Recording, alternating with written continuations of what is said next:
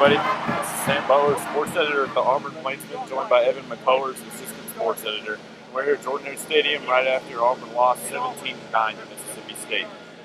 Not a whole lot of good things came from this game, but most notably, Auburn got stuck in the red zone 4 times and only came away with 6 points, 2 field goals.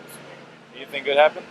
Yeah, I mean, no, not really, to answer your question. The defense held the opposition to under 400 yards for the first time in many SEC games, so I guess that's kind of a positive. They really played a lot better in the second half of this game than they did in the first, but offensively it was really bad.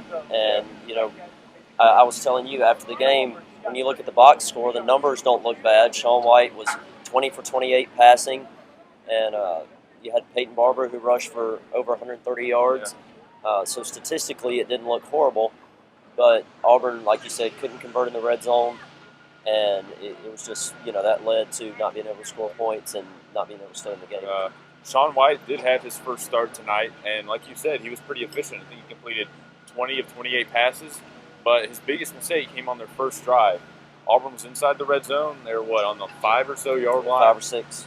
Shaun White's rolling out at about the sideline. He looks back over his shoulder and throws an interception right to the Mississippi State cornerback, and that ended Auburn's first of 4 chances to score a touchdown.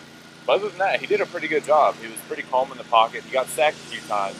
Mississippi State brought some heavy pressure, but he was able to get through that and find some good passes. He only completed a Duke twice. Duke had another off game, and they tried to go deep a few times, but like Gus said in the press conference, some of the Mississippi State cornerbacks are playing about 10 to 15 yards off the receivers when they would call those reads, so you'd have to check it down every time.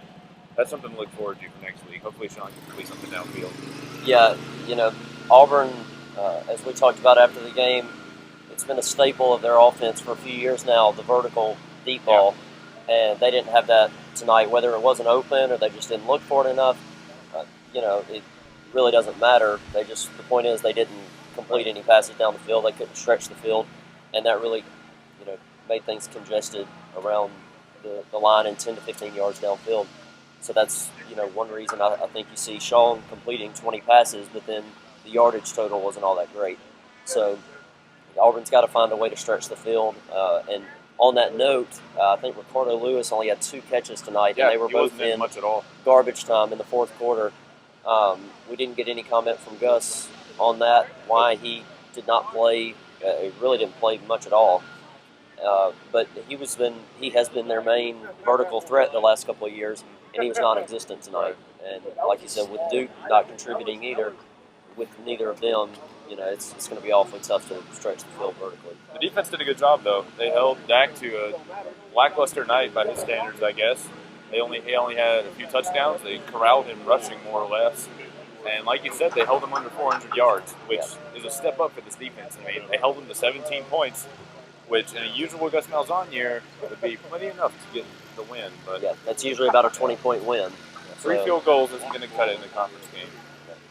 Well, next week, Auburn will be back here at home, or hosting San Jose State for the homecoming game. Kickoffs at 3, I believe.